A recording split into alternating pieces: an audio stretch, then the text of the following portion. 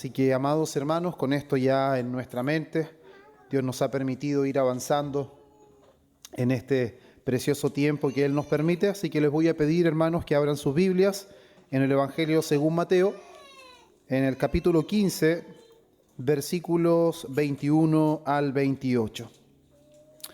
Por lo cual, hermanos, vamos a continuar con nuestra serie de sermones del Evangelio según Mateo.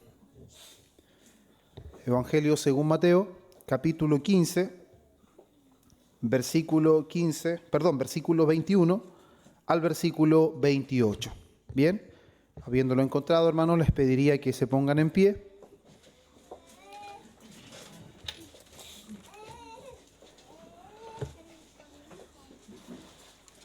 Evangelio según Mateo, capítulo 15, versículos 21 al 28, la palabra del Señor dice así: Saliendo Jesús de allí, se fue a la región de Tiro y de Sidón, y aquí una mujer cananea que había salido de aquella región clamaba diciéndole: Señor, Hijo de David, ten misericordia de mí. Mi hija es gravemente atormentada por un demonio. Pero Jesús no le respondió palabra. Entonces, acercándose sus discípulos, le rogaron diciendo: Despídela, pues da voces tras nosotros.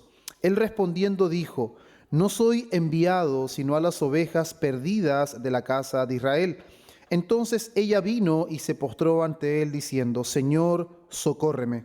Respondiendo él dijo: No está bien tomar el pan de los hijos y echarlo a los perrillos. Y ella dijo: Sí, Señor, pero aún los perrillos comen de las migajas que caen de la mesa de sus amos. Entonces respondiendo Jesús dijo: Oh mujer, grande es tu fe, hágase contigo como quieres. Y su hija fue sanada desde aquella hora. Amén. Pueden tomar su asiento, hermanos.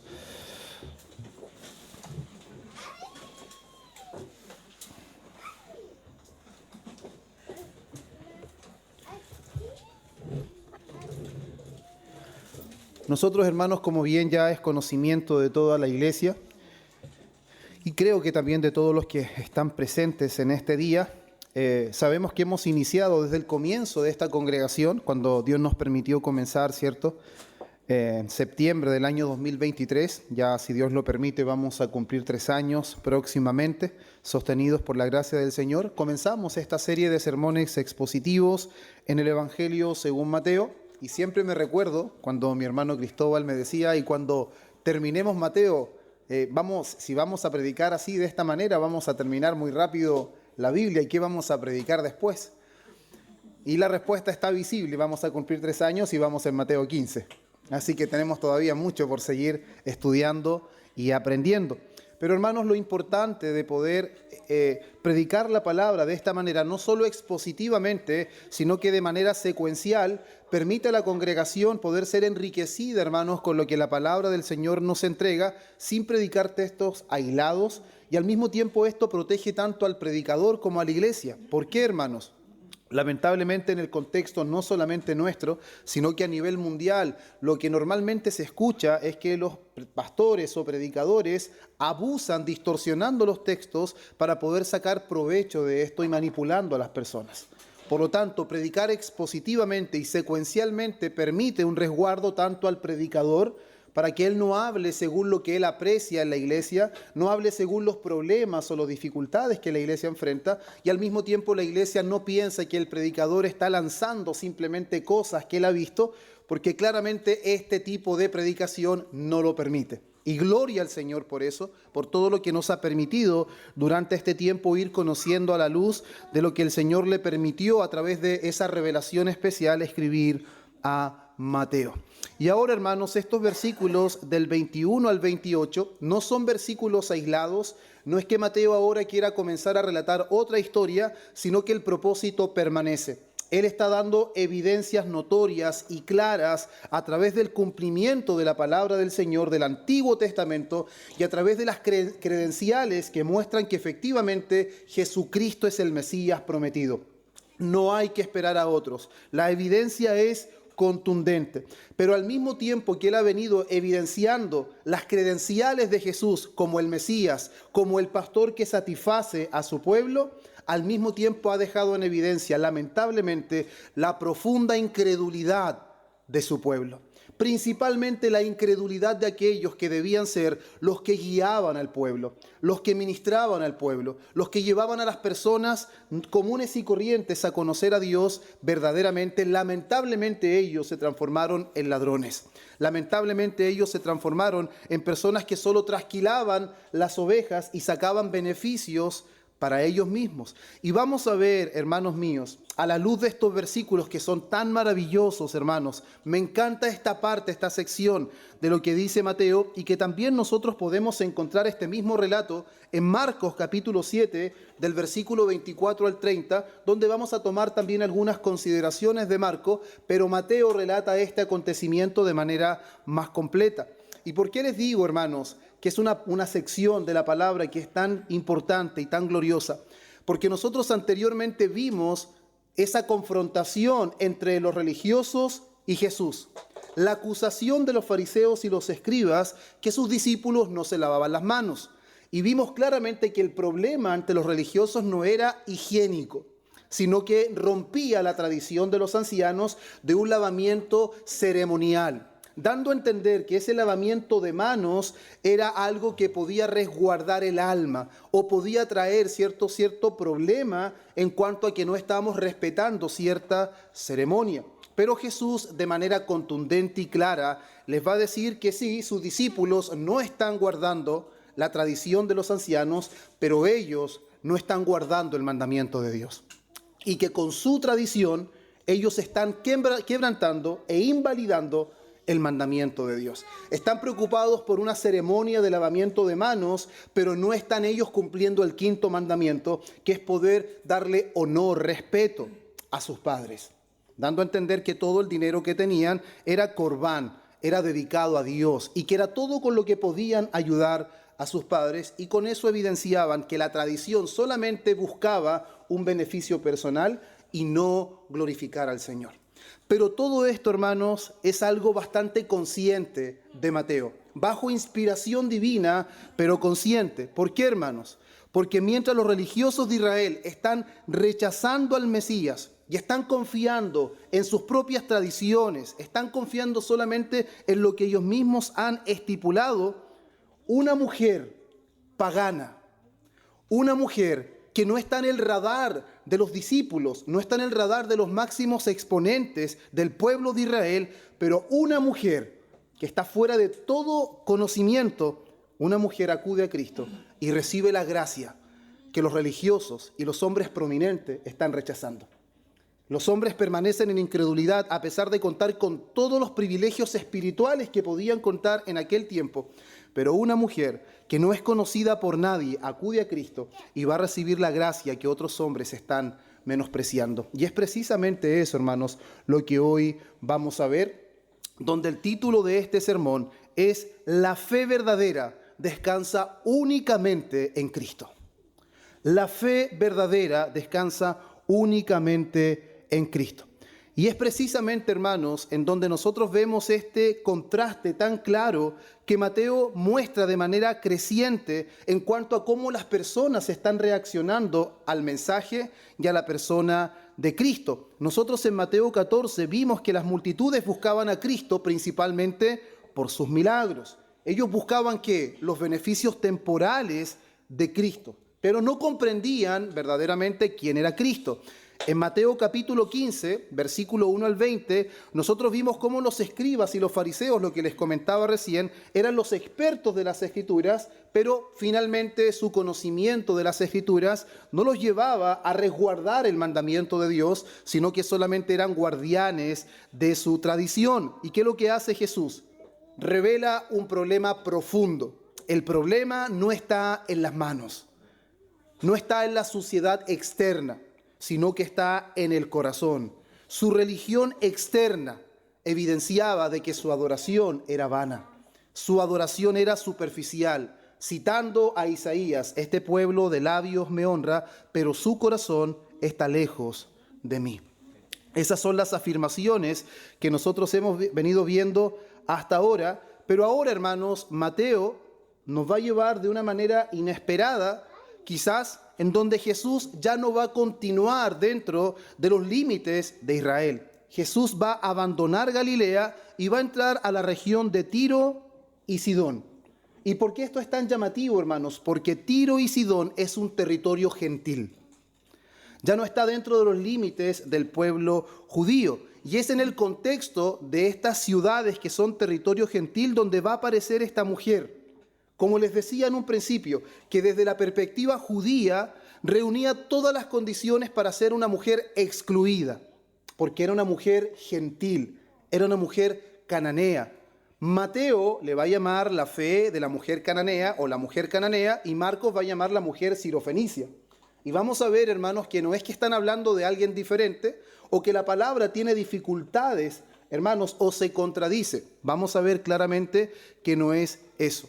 Humanamente hablando, hermanos, era la persona menos probable que recibiera un elogio de parte del Mesías. Si había alguien que no cumplía ninguna probabilidad y ningún requisito a los ojos de los hombres para que recibiese un elogio del Mesías, era esta mujer. Sin embargo, vamos a ver en el relato bíblico que ocurre completamente lo contrario. Mientras los religiosos permanecen en incredulidad, esta mujer, que es considerada impura, Jesús va a dejar en evidencia que la fe que ella posee es una fe extraordinaria, es una fe maravillosa, es una gran fe. Por eso, amados hermanos, antes de ir desglosando todo esto, antes que entendamos con mayor claridad todo lo que va a estar envuelto en este sermón, quiero que veamos, hermanos, que Mateo nos quiere enseñar que la entrada al reino de los cielos no depende del linaje. La entrada al reino de los cielos no depende de algo hereditario, no depende de cuántos privilegios espirituales tengamos. Inclusive ellos poseían el pacto, las promesas, los patriarcas, los profetas. Y en eso no descansa, hermanos, la entrada al reino de los cielos, sino que la entrada al reino de los cielos depende de una fe humilde que descansa únicamente en la persona de Jesucristo, que descansa únicamente en la misericordia del Rey. Y ahora, cuando nosotros nos vamos, hermanos, en detalle a la palabra, les mencionaba que Mateo dice: saliendo Jesús de allí, se fue a la región de Tiro y de Sidón. Marcos añade un detalle bastante importante que Mateo omite, que es en el versículo 24 de Marcos 7. Dice: entró en una casa y no quiso que nadie lo supiese. Nosotros anteriormente ya habíamos dicho que Jesús probablemente lo que anhelaba era un momento de descanso, era un momento de poder estar a solas con sus discípulos. Pero ¿qué ocurría? Cada vez que Jesús quería pasar un tiempo a solas, aparecía la multitud. Y aparecía una multitud que conocía acerca de él, pero no lo quería él, sino que quería lo que provenía de él, lo que podía conseguir de Cristo. Eso sucede en la alimentación de los 5,000. Eso sucede cuando Jesús llega a Genezaret, ¿lo recuerdan? Llega a Genezaret y las personas saben que Jesús está ahí y lo conocen. De tal modo que lo conocen a tal punto que mandan a buscar a todos los enfermos y los traen. Y la compasión del Señor, a pesar de que él estaba buscando un lugar tranquilo.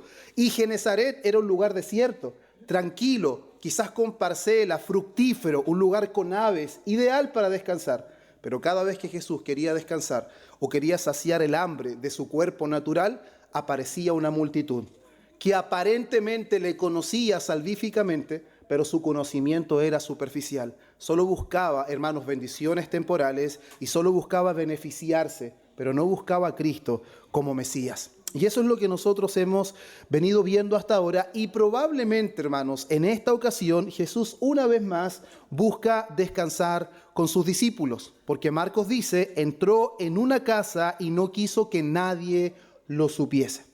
Cuando usted va a un lugar y no quiere que nadie sepa, ¿qué es lo que queremos hacer? Descansar. Es estar tranquilos.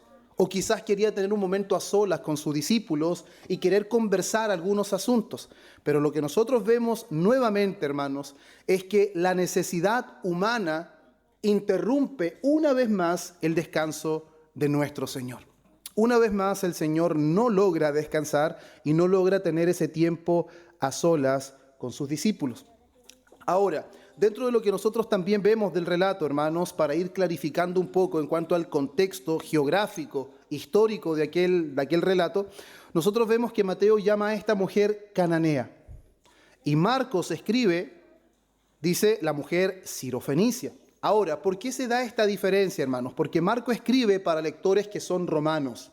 Por lo tanto, Marco está utilizando un término político para referirse a las personas que viven en aquel lugar. La diferencia es que Mateo tiene un propósito distinto. Mateo está escribiendo para judíos. Y Mateo lo que probablemente, hermanos, a la luz del contexto, tiene en mente es utilizar el término cananeo porque quiere recordar a los lectores de manera histórica que los cananeos eran los enemigos de Israel. El pueblo cananeo eran los enemigos de Israel y podían tener comercio, podían ser personas prósperas, pero principalmente los cananeos se reconocían porque eran idólatras. Eran politeístas, por lo tanto eran considerados paganos. Mateo, amados hermanos, quiere que nosotros podamos apreciar de manera clara el escándalo que significa que una mujer cananea, una mujer idólatra, una mujer perteneciente a esos lugares donde normalmente se alojaron los enemigos de Israel, está acudiendo al Señor y lo que va a acontecer va a escandalizar a muchos en cuanto al elogio de parte del Mesías.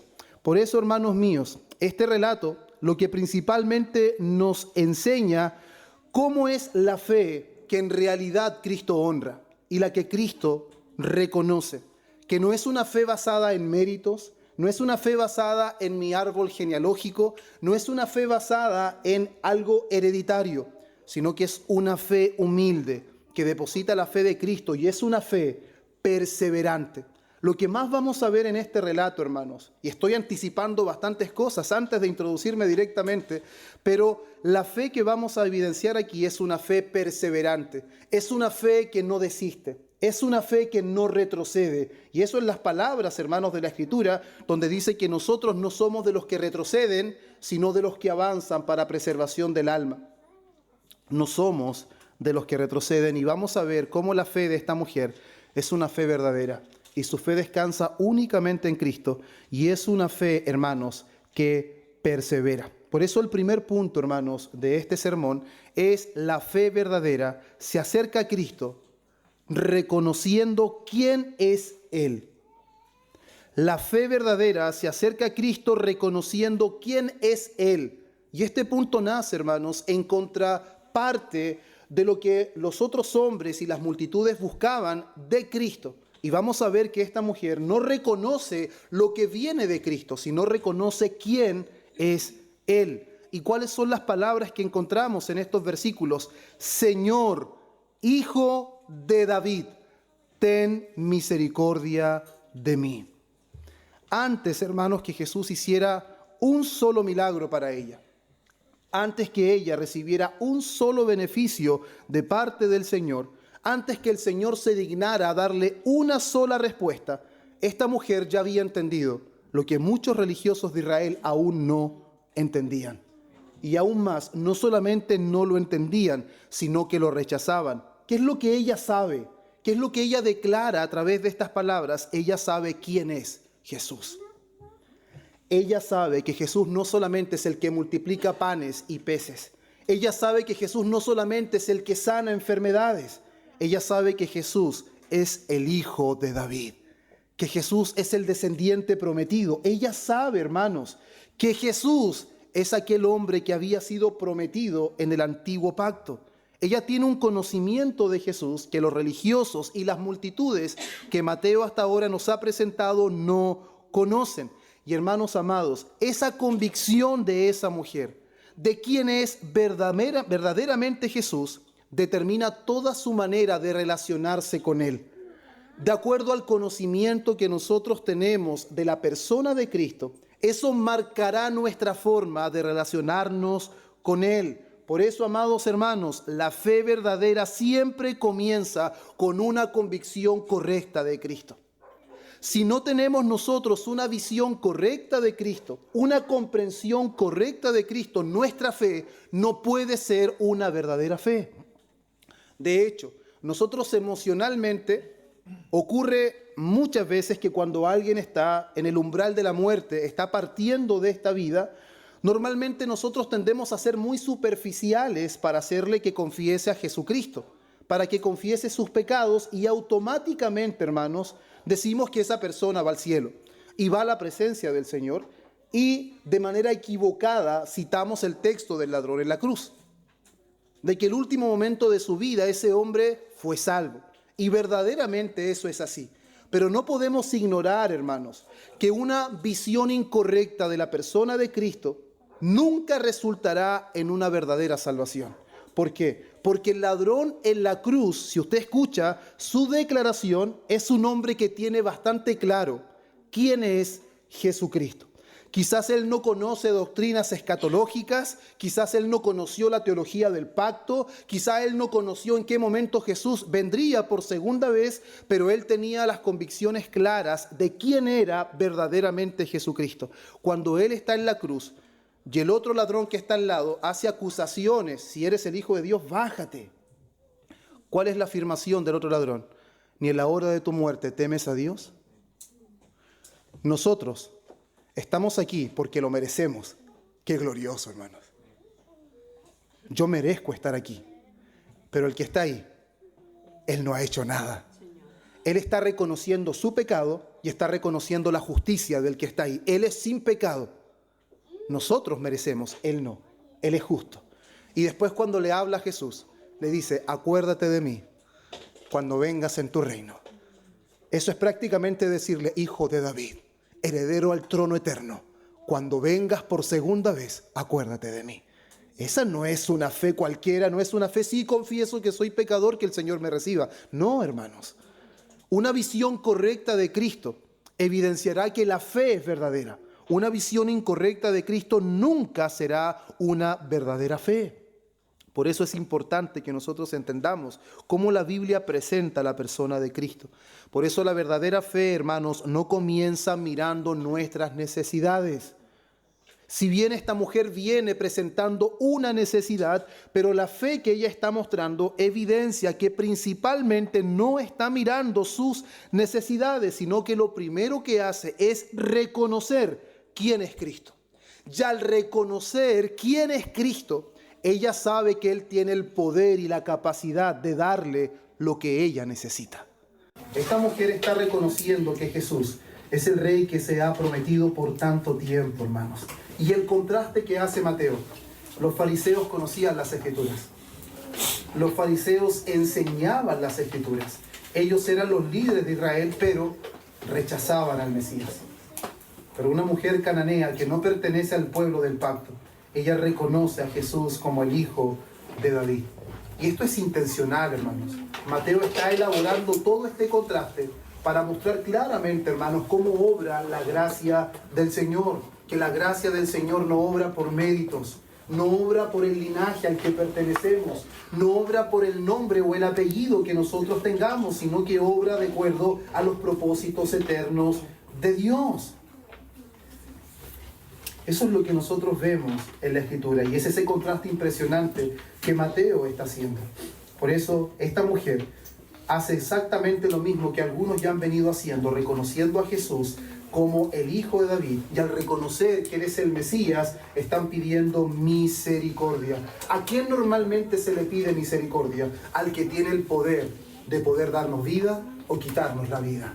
Normalmente la misericordia se le pedía al rey, y el rey tenía la capacidad de hacer misericordia o de ejecutar juicio.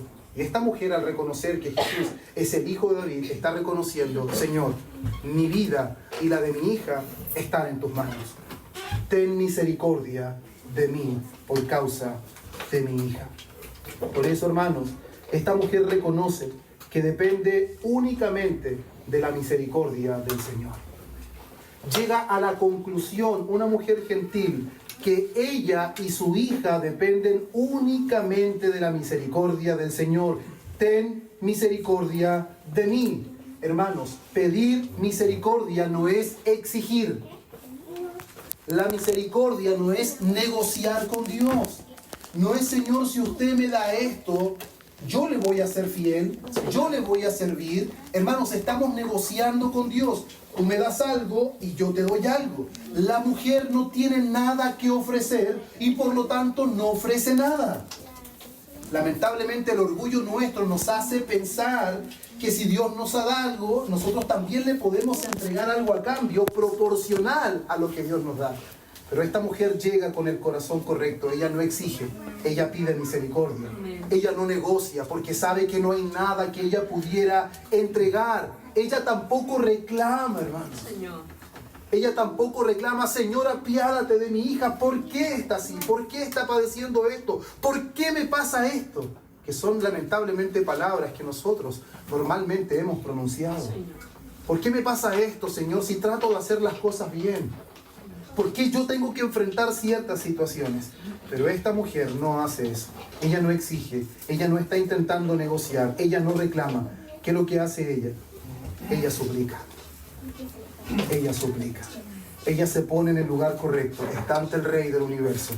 Y la única posición correcta que podemos ocupar ante el Rey es una posición humilde y suplicarlo: Hijo de David, ten misericordia de mí. Y cuando nosotros vemos en la Escritura, vamos a ver que esa actitud, amados hermanos, es lo que distingue la fe verdadera de una apariencia de fe. Cuando vemos en Lucas capítulo 18, versículo 13, y vemos, hermanos, al publicano con el fariseo, leemos esto: mas el publicano, estando lejos, no quería ni aún alzar sus ojos al cielo, sino que se golpeaba el pecho diciendo: Dios, sé propicio a mí, pecador. ¿Acaso no es la misma actitud de la mujer cananea? Versículo 14: os digo que éste descendió a su casa justificado antes que el otro, porque cualquiera que se enaltece será humillado, y el que se humilla será enaltecido. Esta mujer se humilla, y vamos a ver cómo el Señor Jesús la enaltece. Salmo 51, 17. Los sacrificios de Dios son el espíritu quebrantado. Al corazón contrito y humillado no despreciarás tú, oh Dios. A pesar de las circunstancias, a pesar de la procedencia de esta mujer, el corazón de esta mujer mostraba que había una obra del Señor en su vida y Dios no la menospreciaría. Isaías 57, 15, texto que también nuestro hermano nos mostraba a través del estudio. Porque así dijo el alto y sublime, el que habita la eternidad y cuyo nombre es el santo: yo habito en la altura y en la santidad, pero también habita con el quebrantado y humilde de espíritu, para hacer vivir el espíritu de los humildes y para vivificar el corazón de los quebrantados. Qué maravilloso es ver, hermanos, cómo la actitud de esta mujer está evidenciando que estamos en presencia de una verdadera fe. No de una apariencia de fe, no de una mujer religiosa, sino de una mujer que ha comprendido quién es Cristo, y al comprender quién es Cristo conoce cuál es verdaderamente su lugar y cuál es la actitud que debemos tener ante el Rey de todo el universo. Y además de esto, hermanos, es glorioso ver cómo ella se identifica completamente con el sufrimiento de su hija. Esta mujer conoce su posición, conoce también quién está delante de ella, pero es maravilloso y no quise pasar por alto este detalle, hermanos. Este detalle que es bastante llamativo. Ella dice: ten misericordia de mí, pero la endemoniada es la hija. Ella no es la que está padeciendo directamente el problema, pero ¿por qué ella lo muestra como si en realidad necesita que Dios tenga misericordia de ella? Porque el dolor de su hija es su dolor. Ahora, no sabemos qué edad tiene la hija, pero sabemos que aunque un hijo esté casado, hermano, sigue siendo hijo. Y el padre siempre seguirá viéndolo como si fuera su niño o sería su niña. Y esta mujer está tan afectada y tan quebrantada que el dolor de su hija es su dolor. Por lo tanto, si el Señor tiene misericordia de ella, esa misericordia alcanzará a beneficiar a su hija. Y eso es algo glorioso al verlo, hermanos. Porque aquí estamos viendo la gran compasión de nuestro Señor Jesús, pero también estamos viendo la compasión maternal de una mujer con fe verdadera. Es una mujer con fe verdadera y su compasión maternal no es una compasión natural, sino que es acorde a su fe que ella tiene. Por eso, hermanos, esta mujer no está pidiendo absolutamente nada que conlleve comodidad.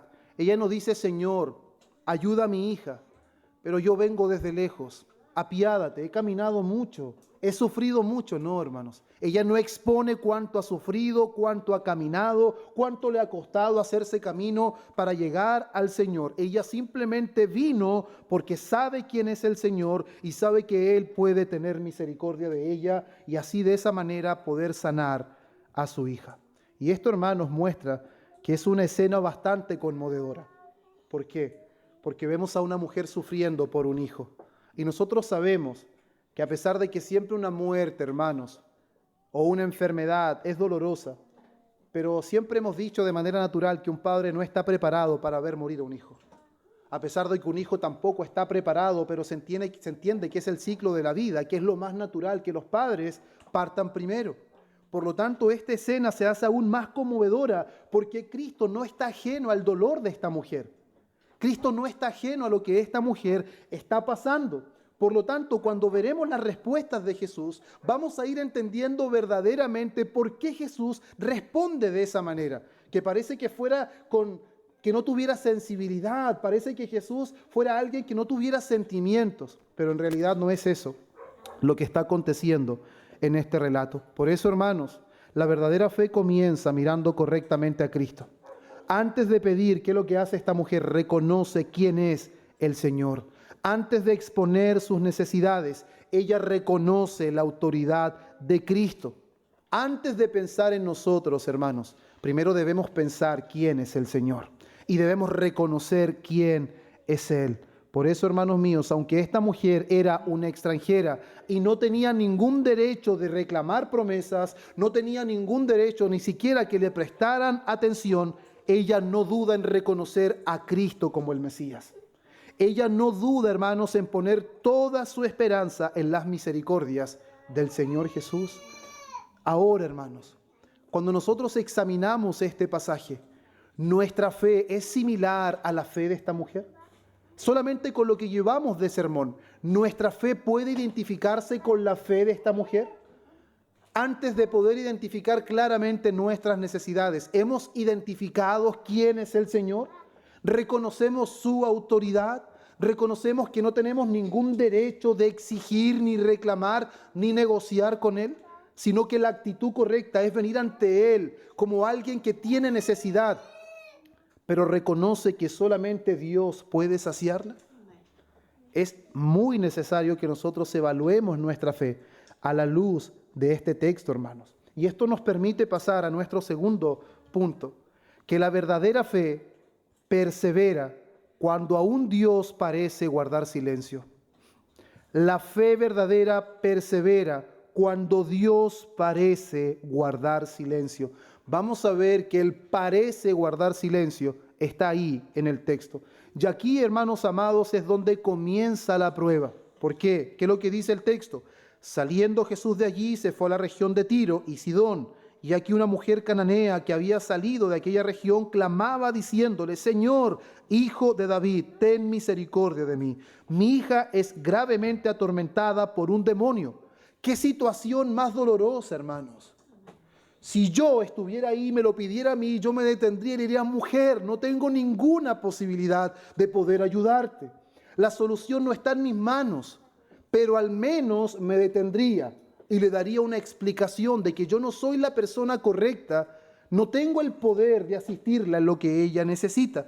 Pero el versículo 23 dice, que es nuestro segundo punto: pero Jesús no le respondió palabra. Pero Jesús no le respondió palabra.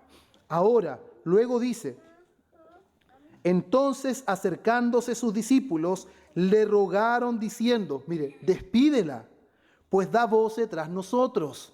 Ahora, la situación es bastante compleja. Jesús no le responde. Los discípulos le dicen: despídela, porque está dando voces, está haciendo ruido. Eso dicen los discípulos. Nos está molestando, en palabras nuestras. Ahora, eso no significa que también los discípulos son indolentes. Algunos comentaristas han dicho que posiblemente lo que los discípulos están diciendo es: para que esta mujer no siga haciendo escándalos, dale lo que necesita y que se vaya. No solamente como no la atiendas, sino dale lo que necesita para que ella deje de hacer ruido, para que deje de gritar. Pero primero, hermanos, lo que nosotros vemos es que Jesús guarda silencio. Jesús no responde. Y después, hermanos, vamos a ver que inclusive parece que Él la rechaza. Cada respuesta, hermanos, cada respuesta del Señor, la actitud de los discípulos hace más difícil seguir creyendo. Esta mujer vino desde lejos, viene con un dolor en su corazón. Su hija está atormentada. Ella reconoce quién es Cristo, acude a Él humildemente y le pide que tenga misericordia. ¿Y qué hace el Señor? Guarda silencio. Cualquiera de nosotros diríamos, no está interesado en mí. Si en realidad le importara, me respondería. Si en realidad yo estoy dentro de sus planes, Él estaría preocupado por mí. Pero la actitud de silencio se podría tomar con que no hay un interés de parte del Señor. Y eso, hermanos, cada respuesta del Señor hace más difícil seguir creyendo. Pero ¿qué es lo que vamos a ver nosotros en esta mujer? Que a pesar de las respuestas que dificultan que ella permanezca creyendo, ella permanece. Ella permanece. Él no le responde. Pero ese silencio, hermanos, no es indiferencia de parte del Señor. Hermanos, esto es una prueba. Y me gusta mucho cómo lo elaboró Agustín de Hipona, un teólogo, hermanos, del siglo IV y V. Acerca de este pasaje, él dice, Jesús cayó no para negar la misericordia, sino para aumentar el deseo. ¿Escuchó eso? Este teólogo dijo que Jesús cayó, guardó silencio, no para negar la misericordia, sino para aumentar el deseo. ¿Por qué? Cuando es verdadera fe, no se va a apagar aunque no recibamos la respuesta inmediata. La verdadera fe persevera y ante el silencio del Señor, decía Agustín de Hipona, el deseo aumenta. El deseo aumenta. Y el Señor le va a decir más adelante, pero Jesús no le respondió palabra. Entonces, acercándose sus discípulos, le rogaron diciendo, despídela, pues da voces tras nosotros. Ahora aumenta. Él respondiendo dijo, ahora Jesús responde, no soy enviado sino a las ovejas perdidas de la casa de Israel. Ya no solamente hay silencio, ya no solamente los discípulos piden que la despache, sino que ahora Jesús dice, no soy enviado sino a las ovejas perdidas de la casa de Israel. ¿Qué significa esta respuesta, hermanos? ¿Significa que Jesús la está excluyendo? ¿Significa que Jesús no está considerando a una mujer simplemente porque es cananea, porque vive en territorio gentil? No, hermanos. El Señor Jesús no la está excluyendo, sino que el Señor Jesús está dando la prioridad histórica en cuanto al pacto que Él había hecho con su pueblo. El orden es primero Israel, luego las naciones. Ese es el orden del plan redentor de nuestro Dios. Y Romanos capítulo 1, versículo 16, cuando el apóstol Pablo hace esta gloriosa afirmación que él no se avergüenza del evangelio porque es poder de Dios para salvación a todo aquel que cree, al judío primeramente y también al griego. Por lo tanto, hermanos, no es que Jesús la está excluyendo, no es que Jesús la está menospreciando, sino que Jesús viene a cumplir la voluntad de su Padre. Y la voluntad de su Padre es que primero sean atendidas las ovejas perdidas de la casa de Israel. Romanos capítulo 15, versículos 8 y 9 dice, pues os digo que Cristo Jesús vino a ser siervo de la circuncisión, pacto con Israel, para mostrar la verdad de Dios, para confirmar las promesas hechas a los padres. Ese era su principal propósito, venir a confirmar las promesas hechas a los padres con las ovejas perdidas de la casa de Israel. Versículo 9.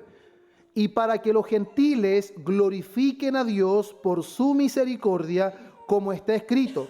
Por tanto, yo te confesaré entre los gentiles y cantaré a tu nombre. Hermanos míos, Cristo vino primero a confirmar las promesas hechas a los padres y para que luego los gentiles glorificaran a Dios por su misericordia.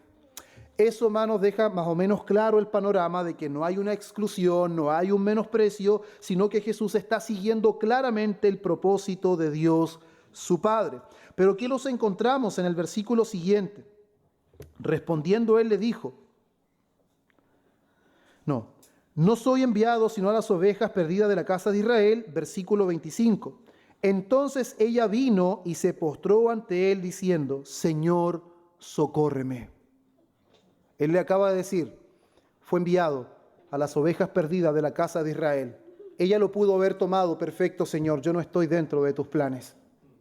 Ya estoy viendo claramente, no me respondiste, tus discípulos quieren despedirme rápidamente y ahora tú me dices de que yo no soy parte de las ovejas de la casa de Israel porque yo soy una mujer gentil. Entonces, Señor, muchas gracias siquiera por haberte dignado a responder. No, estamos hablando de verdadera fe. Estamos hablando de fe que persevera, de fe que conoce quién es Cristo, y como conocemos quién es Cristo, no vamos a desistir, a pesar de que aún no recibamos lo que pensamos que nosotros necesitamos. Esta mujer le dijo, esta mujer vino y se postró a él diciendo, Señor, no cambió su postura, ella le sigue diciendo, Señor, socórreme. Y ahora nosotros pensaríamos, ya con esto el Señor, ahora sí, le va a dar lo que esta mujer necesita. Porque esta mujer es peor que la viuda porfiada. Esta mujer es más insistente. Esta mujer es de armas tomar, como decimos nosotros. Y está ahí perseverando. Pero contra toda expectativa, hermanos, respondiendo él dijo, no está bien tomar el pan de los hijos y echarlo a los perrillos. Qué asombrante respuesta. Ahora, hermanos, aquí es donde nosotros podríamos pensar qué despectivo el Señor. ¿Está tratando a esta mujer como un perro? No quiero dedicar tanto tiempo a esto, hermanos, pero en el griego se utilizaban dos palabras para referirse a los perros. Y una de ellas era kinarión, que significa perro o mascota, y la otra es kion, que es para perro, que eran considerados perros salvajes, los de afuera. Y la palabra que el Señor utiliza aquí es la palabra kinarión, que se utiliza para un perrillo, que es una mascota de casa, y que es una mascota muy bien atendida, pero primero comen los amos, come la familia y luego las mascotas se alimentan del alimento de sus amos. Recordemos que en ese tiempo no existían los pedigrí, no existía alimento para cachorrito, por lo tanto los animales mascotas se alimentaban de la mesa de sus amos. Ya eso nos deja claro que el Señor no la está tratando como un perro de calle, no está siendo indiferente, sino que el Señor Jesús le está mostrando la diferencia que existe entre la familia y los animalitos de casa. El estudio no es demostrarles hoy, hermanos, que hay diferencia entre el ser humano y los animales. No es ese el sermón. Pero Jesús le está mostrando desde ya que la familia, aunque incluya a los animales dentro, el animal no se sienta a la mesa con la familia. Para Dios no tiene la misma posición, no tiene la misma dignidad. La familia come primero, el animal come después, en palabras de Jesús. Por lo tanto, hermanos, la imagen familiar que Jesús le está mostrando, le está dando a entender a esta mujer que quienes se benefician de la mesa, quienes se benefician del banquete, de la gracia del Señor, son los hijos. Eso le está dando a entender a esta mujer. Pero a pesar de que la familia y los hijos se benefician del banquete, aún del alimento que cae de la mesa, los perrillos pueden alimentarse. Una vez más, hermanos, Jesús no la está excluyendo. Jesús está hablando del orden del pacto que Dios ha establecido con la humanidad. Isaías, en el capítulo 49, versículo 6, Dios a través de este profeta ya había hablado. Dice, también te di por luz de las naciones. Hay una promesa también de que Dios alcanzaría a las naciones, los pueblos gentiles. Pero lo que nosotros estamos viendo aquí, hermanos, de manera directa, es que la fe madura, hermanos, aprende que muchas veces Dios prueba antes de darnos lo que pedimos. Antes de que recibamos lo que pedimos, Dios nos probará. Pero la prueba, hermanos, no significa que Dios nos ha abandonado. No significa que nosotros estamos solos. Cristo, hermanos, aparentemente está rechazando a esta mujer, pero lo que en realidad está haciendo es ejercitar su fe, no destruirla. Lo que Jesús está haciendo es dejar en evidencia que la fe verdadera nunca se rompe. La fe verdadera nunca, hermanos, se corta completamente. ¿Acaso no es el mismo ejemplo que vemos en Job? ¿No es el mismo ejemplo?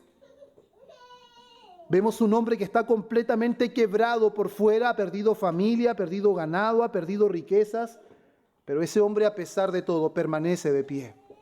¿Y por qué permanece de pie? Porque la verdadera fe, hermanos, no puede ser destruida. A pesar de las dificultades, a pesar de las adversidades, la fe verdadera no puede ser destruida. Y estamos viendo lo mismo en esta mujer. ¿Por qué?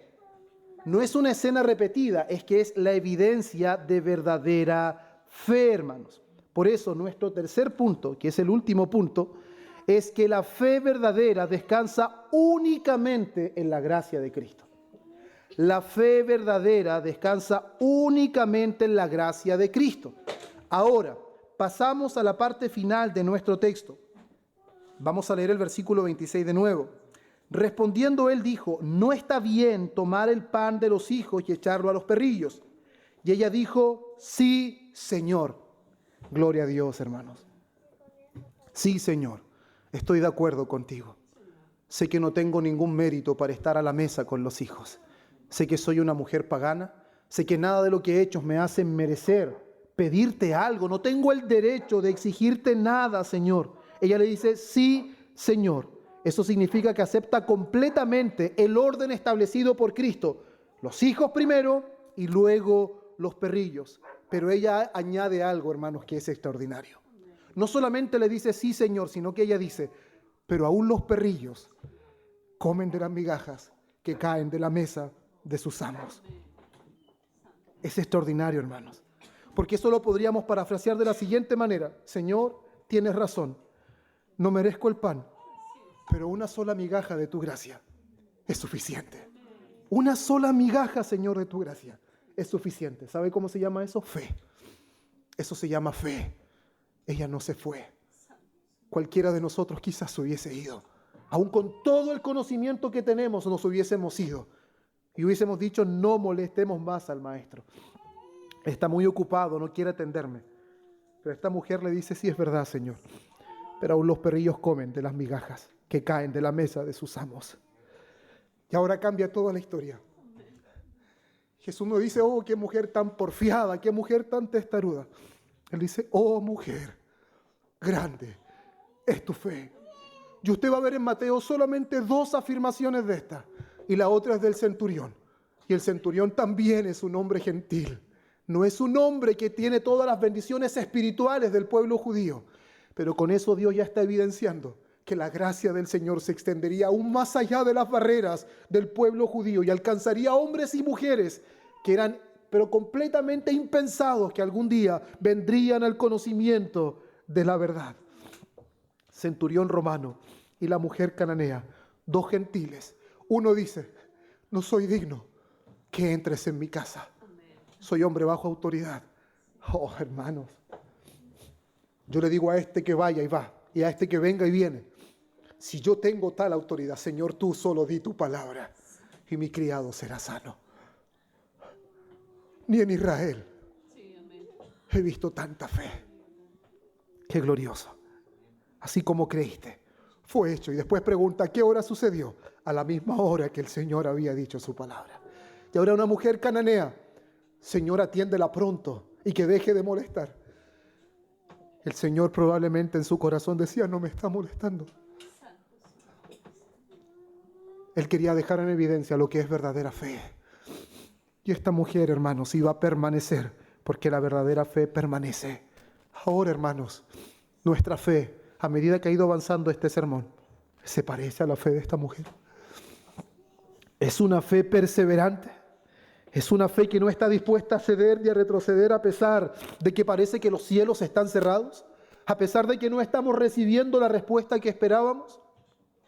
La fe verdadera no descansa, hermanos, y no halla su gozo porque recibe en el momento que quiere lo que necesita, sino que haya su gozo en que su petición ya fue dada al Señor y que ahora depende de Él satisfacerla.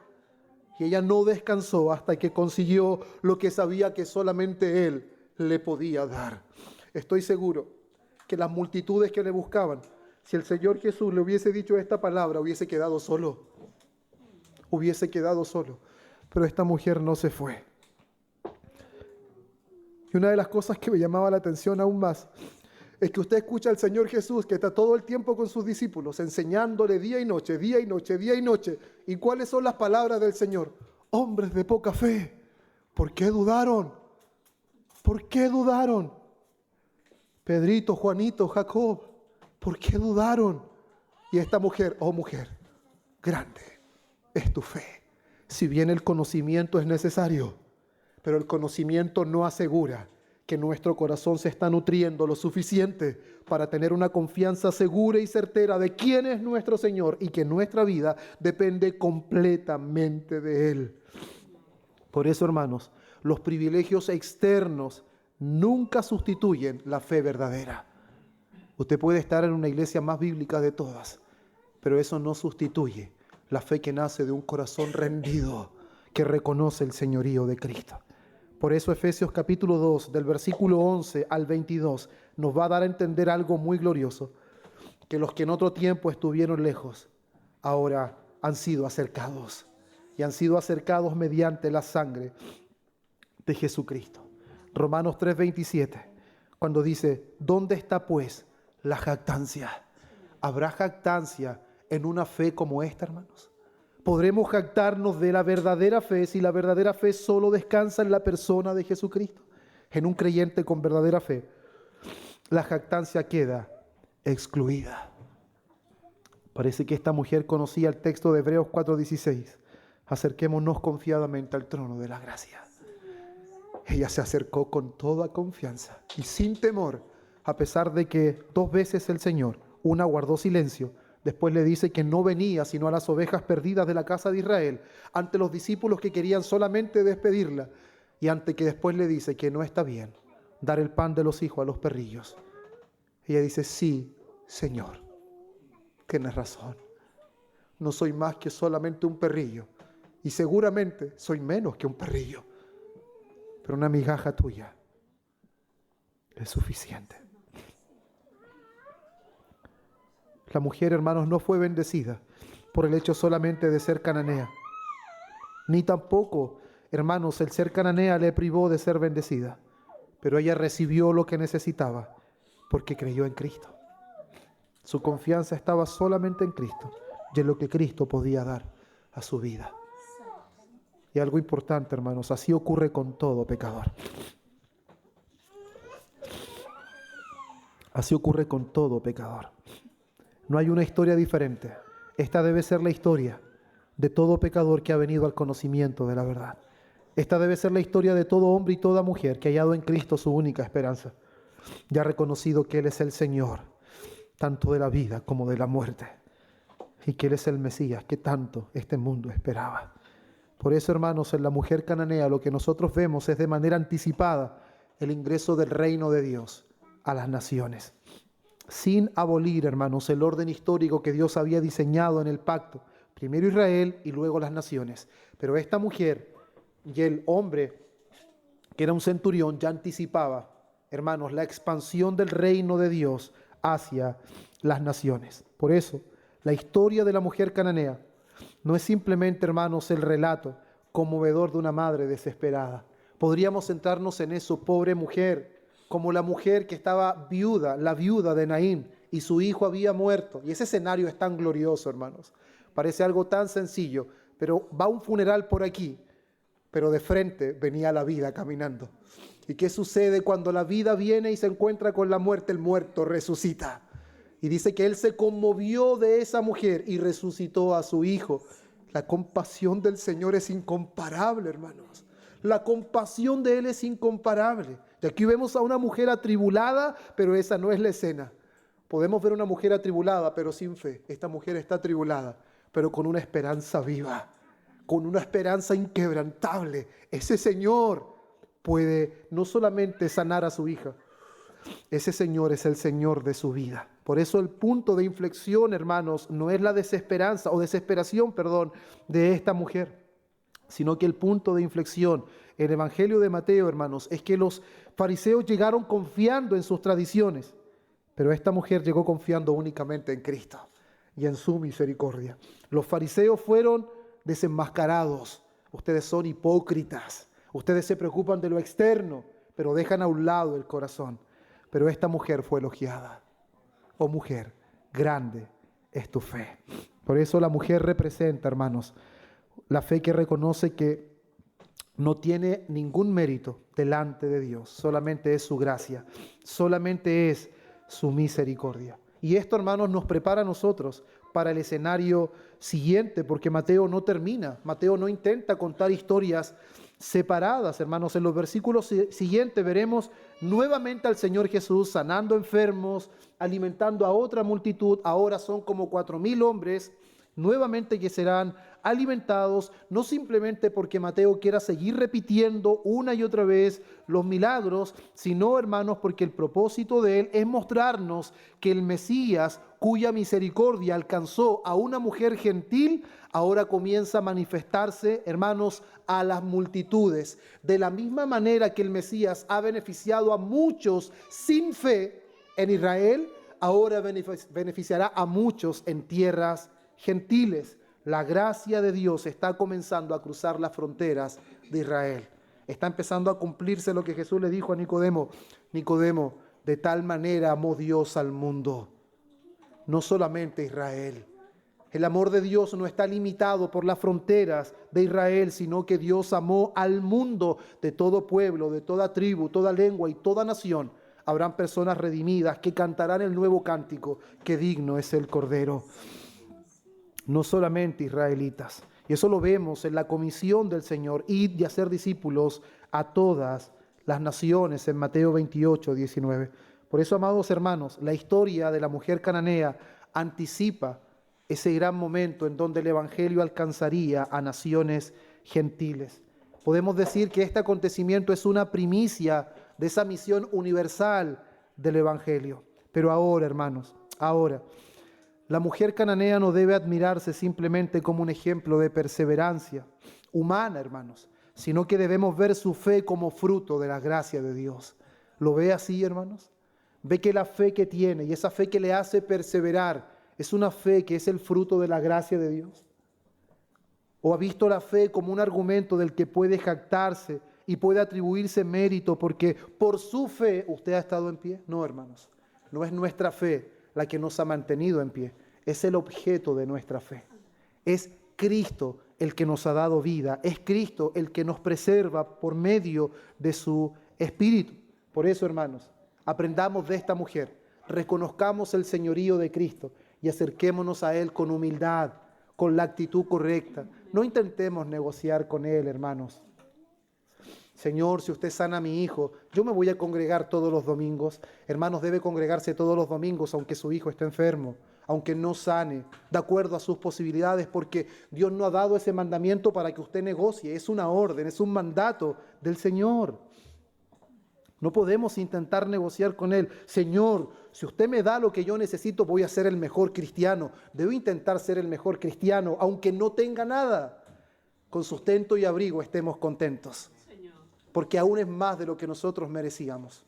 Aún es más de lo que nosotros merecíamos. Por eso, amados hermanos, esta mujer entendió que la gracia del Señor es suficiente para ella. ¿Será suficiente para nosotros la gracia del Señor? Medite, reflexione a través de lo que Dios nos ha permitido en su palabra.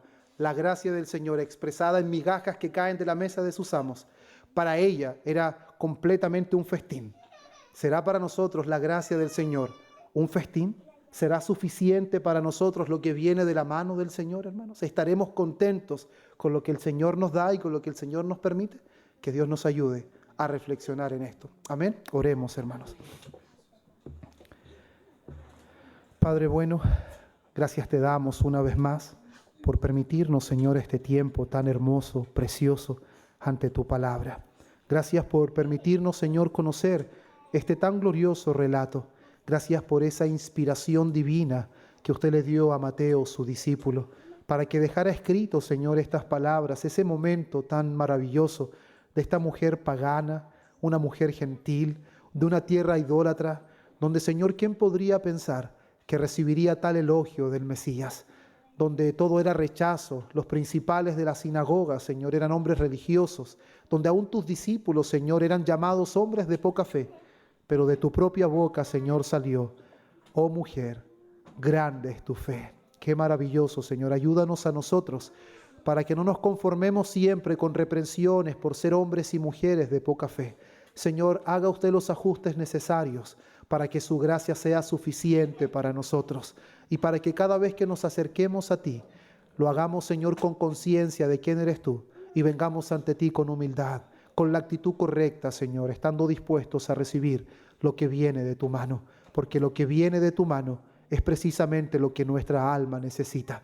No hay nada fuera de ti que nuestra alma necesita. Por eso tú eres la vid y nosotros los pámpanos. Y separados de ti, Señor, nada podemos hacer. Por eso te alabamos y te bendecimos y rogamos que esta palabra traiga fruto en nuestra vida.